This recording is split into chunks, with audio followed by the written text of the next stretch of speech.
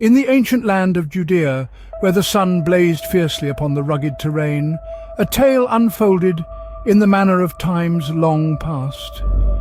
In the bustling bazaar of a fearsome town, the shadow of Moses loomed large, casting a pall of dread over the merchants who dared to trade within its dusty lanes. The townspeople trembled, for Moses and his gang were known to wreak havoc and demand tribute from those who sought refuge in commerce. Amidst this atmosphere of fear and apprehension, a sturdy Galilean merchant emerged, defiant and unyielding. With a heart ablaze like the scorching sun, he confronted the terrorizing force, but the confrontation left him battered and broken. The wounded merchant, desperate for retribution, dispatched a messenger to summon Jeremiah, the swiftest spear thrower in all of Judea. Jeremiah, a man of few words and a demeanor as unyielding as the ancient rocks that dotted the landscape, received the urgent call. He made his way to the temple, a place where whispers of resistance and salvation echoed through the stone walls.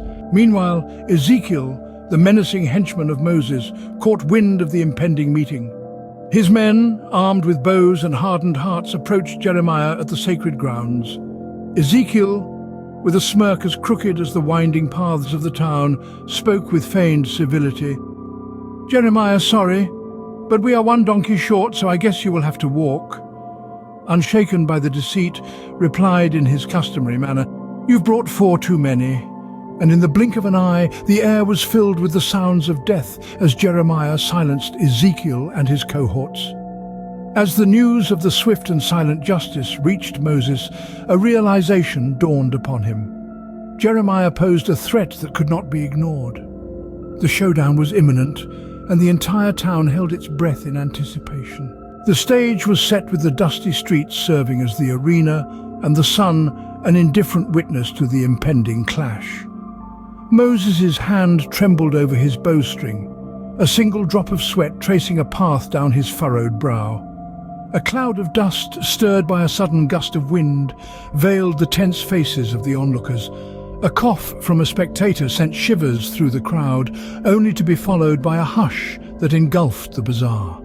A distant dog barked, causing another collective intake of breath, then silence once more.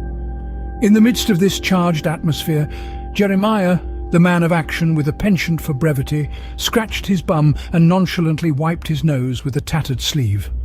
The tension grew unbearable as Jeremiah, with an odd tune emanating from his flute, faced Moses in the ultimate showdown.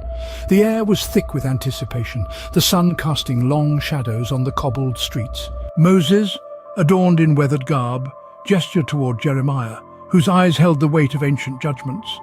The air hung heavy with an unspoken challenge, and Moses, with a sly smirk, spoke words of provocation. "Jeremiah, they say your flute carries a tune that can pierce the soul. A melody perhaps for the impending reckoning?" Jeremiah, unmoved by the taunts, met Moses' gaze with quiet authority. He adjusted the strap securing the instrument of judgment across his shoulder, a silent testament to the impending duel. Moses, embodying the formidable essence of a bygone era, gestured toward the heavens and spoke in a voice that echoed through the time-worn stones. "Your actions, Jeremiah, must echo louder than the eerie notes of your flute. Justice demands no less." Jeremiah, with a nod steeped in ancient authority, responded in measured tones. "Words are fleeting, Moses. The echoes of justice are carved in deeds." Moses, unyielding in his demeanor, spat upon the sun-dried earth, a symbol of defiance. He paced, his footsteps resonating with the weight of impending judgment. "You think your spear can pierce the veil of my resolve, Jeremiah? The swift hand that guides it?"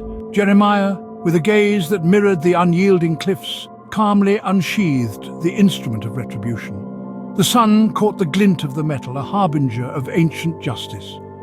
"The hand that wields justice moves with purpose, Moses. The echoes of its strike shall resonate through these ancient streets."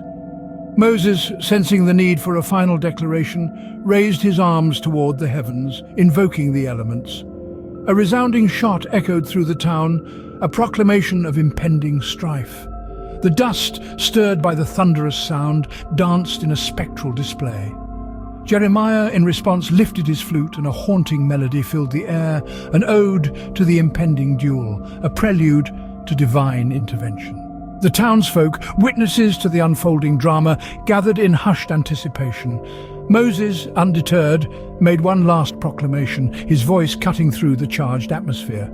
The thunder of my shot may echo, but the strike of justice is silent no more. Jeremiah, with a gaze as unyielding as the tablets of old, remained silent. He twirled his spear with purpose, the metallic arc casting shadows on the ancient stones. The duel of words had reached its zenith, and with an ancient determination Jeremiah hurled the spear into the fading light. As Moses lay dying, the truth spilled from his lips like water from a shattered amphora. Moses, stoic as ever, revealed the nefarious plan to acquire the bazaar and transform it into a super bazaar, a one-stop shopping experience. But the true revelation was yet to come, as Jeremiah disclosed the haunting origin of the peculiar tune on his flute. In his youth, someone had cruelly taken the life of his beloved pet hamster, thrusting a flute into its lifeless form. The haunting melody was the sound of that tragic moment. Moses, in his final moments, recognized Jeremiah and the despicable act committed in the past. Jeremiah, unmoved by sentiment, thrust the flute up Moses' nose, and the melancholic tune echoed once more. Moses, shocked and defeated, passed on, leaving behind a town forever changed by the enigmatic spear thrower who brought justice with a silent resolve and a haunting melody from days gone by.